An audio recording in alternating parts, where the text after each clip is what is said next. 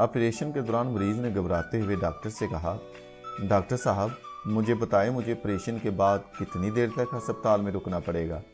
Doctor ने आगे से जवाब दिया, अगर तो ऑपरेशन कामयाब हो गया तो सिर्फ 15 दिन, लेकिन अगर ऑपरेशन कामयाब ना हुआ तो बस आधा घंटा।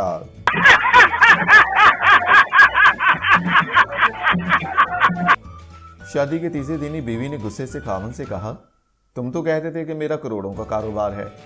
आगे से शोहर ने जवाब दिया, अरे पगली, तुमको सुनने में गलतफहमी हो गई होगी, मैंने तो पकौड़ों का कहा था।